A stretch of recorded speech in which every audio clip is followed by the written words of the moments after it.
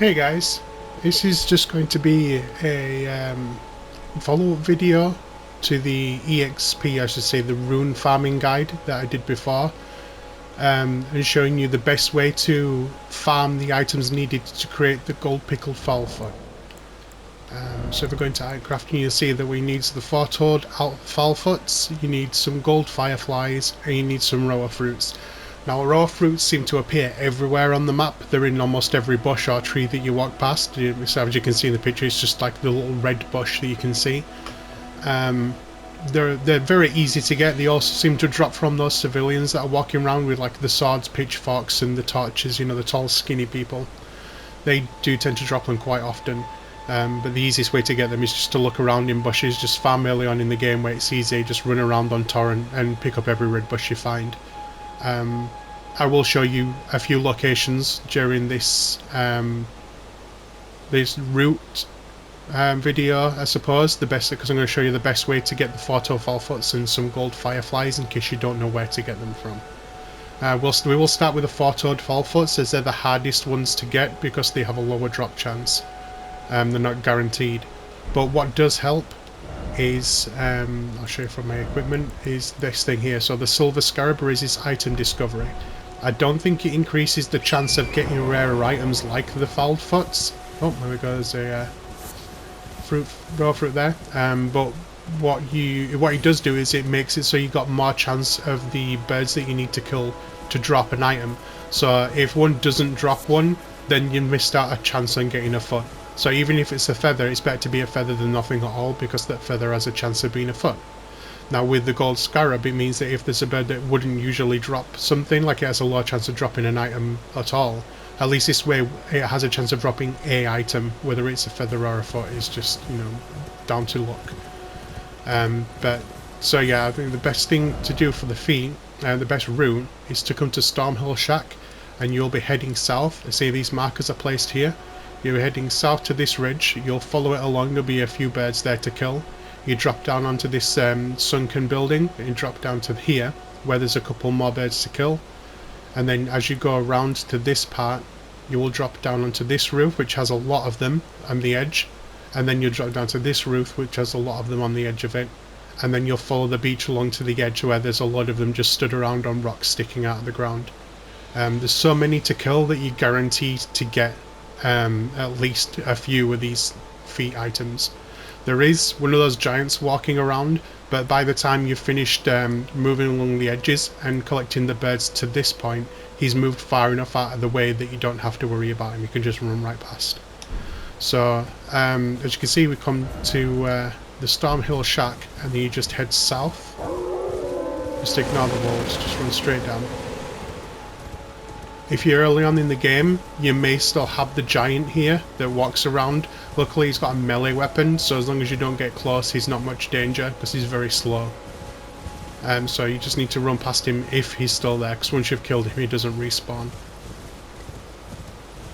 And as you can see, we've come to this part here. Now you will need a bow.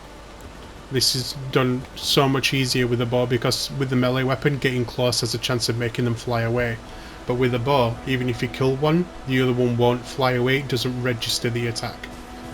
It's probably something they'll patch out in future, but for now, they'll let you do this. So, as you can see, we attack,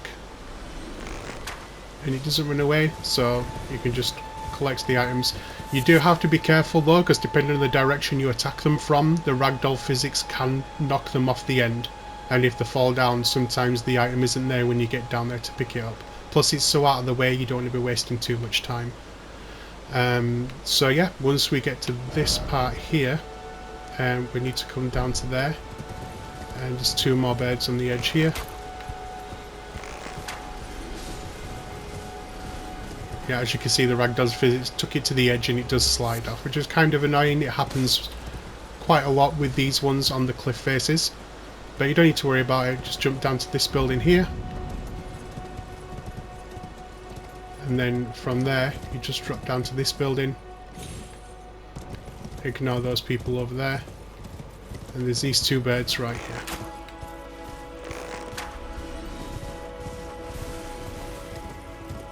Well, that one didn't drop anything, the other one fell off, that's kind of annoying.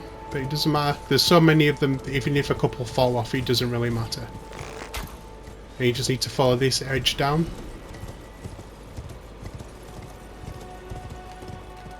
Just kill all the birds on the edge.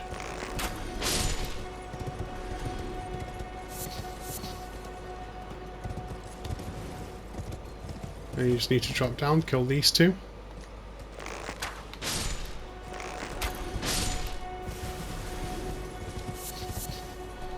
And try not to go too fast so you can follow it in the video.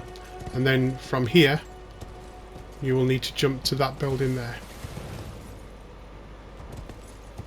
And you see, there's lots of them on the edge, and as you can see, the giant has already gone so far past that you don't need to worry about it. Now these ones, a lot of them will fall off, especially depending on the angle you're at, but it doesn't matter because you can just drop down the front to grab them. They don't go too far out of reach. What I do like to do though is fall down the back first. As you can see, there's some rower fruits right here. And then as we run around the front of the building to collect the feet, if there is any, there's also a fruit in this bush. And there's also two more just around the edge here. And then once we've collected those, just head down. And this is the next building roof.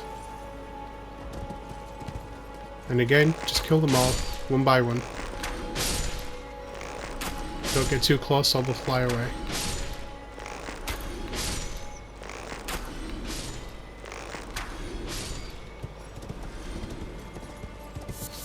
And then just walk past, collecting them all. And then you need to drop down, ignore the tentacle monsters, and as you can see over here, there's some rocks sticking out of the ground. And all these rocks, well, sorry, not all of them, most of these rocks have the strange, like, crow, penguin-looking birds on them. And just keep heading towards the this corner of the seaside bit, the beach. That's the word I was looking for. You need to head over towards where there's the little campfire, where it looks like there's a merchant there, but it's not a merchant, so don't get too close. It's one of those Cassidian guys without the horse. He will attack if you get close to him. For me, it doesn't really matter because my armor and my weapon damage is good enough to take him out nice and quickly. I could do it ranged if I wanted to with the bow and arrow, but if you're a low level, there's a chance that it could one-hit you, so you just need to be careful. Don't get too close.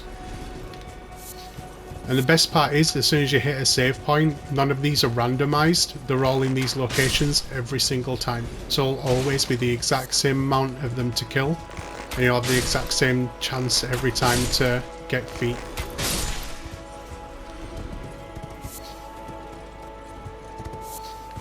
I'm taking my time with this one, but once you get it down and you get good at doing it, you can do this fairly fast. But this is the longest route of the two that I'll be showing you. This is the one to get, like I said, to get the feet. So let's have a look. How many did we get that time? We had none before. We managed to get 15. We managed to get 15 photo Fowlfoots, which is, I think, pretty good for one run. Now, for the next part, it's to get the golden beetles, I believe it was. You will need to come over here to the Mistwood Ruins. If you're in need of arrows, the best place to go is Fort Height first, then head up to the merchant, because the merchant sells the arrows and they're fairly cheap. You could just get as many runes as you want to get before going there and just buy the maximum amount you can get. That way you can do this bird farming route, because it does require a lot of arrows.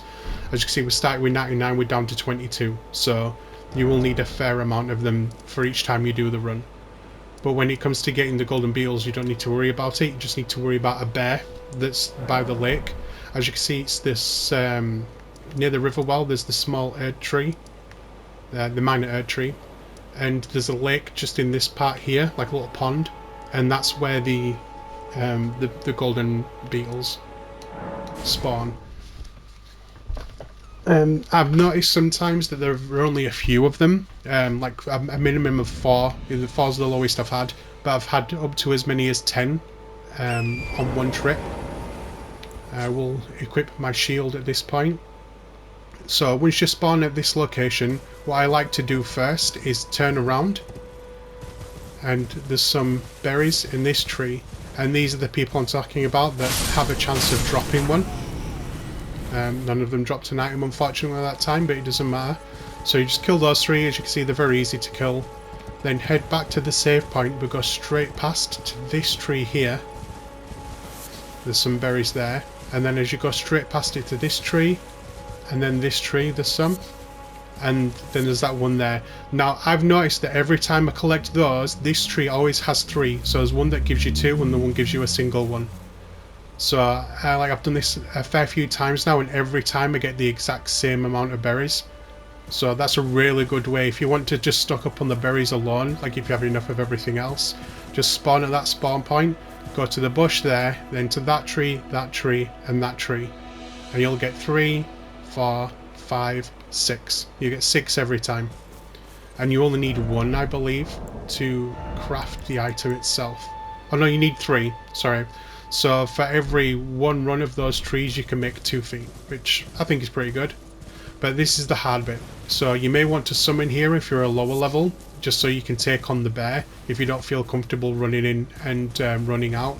But as you can see in the pond, there's the golden little bugs. That's the things you need to collect. If you're good, you can just run in, collect them. The bear won't even know any different. And then you run out. And if you see any more berries on the way, you might as well collect them. And then you just run back to the save point.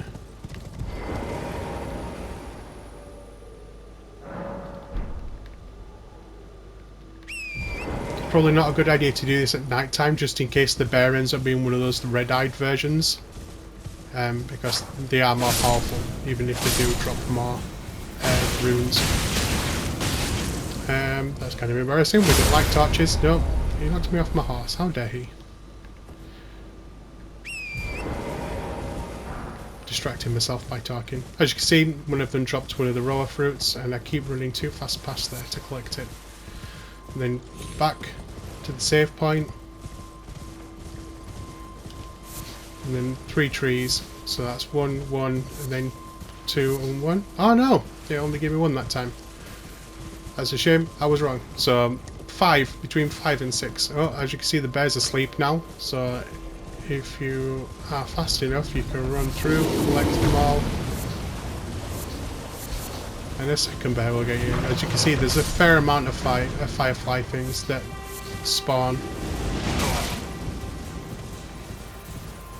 As long as you're fast enough and you can get to the save point, the bear will leave you alone. You just need to run away. Use torrent. And there you go. That's the best way I've found so far to get all the items you need to craft the feat. As you can see, I already have a fair few of them. I have 39 stored and I've got 10 on me, and I made enough there to create 15 more. So it's literally that simple. I hope this guide helped you all, and don't forget, once you've completed, to swap back from the silver scarab to the golden one to get your EXP boost. If you really need extra help to farm items, like you want to make sure that everything drops an item when you kill it, should I say, you may want to equip the silver tier mask if you have it, because that increases your arcane, and the higher your arcane, the higher loot chance you have. I've forgotten the name of it now.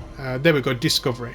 So discovery is completely based on the arcane level and whether or not you've got the gold scarab equipped. But yeah, that's it. I hope this guide helps you all, and I hope you have a good time gaming. See you later, guys.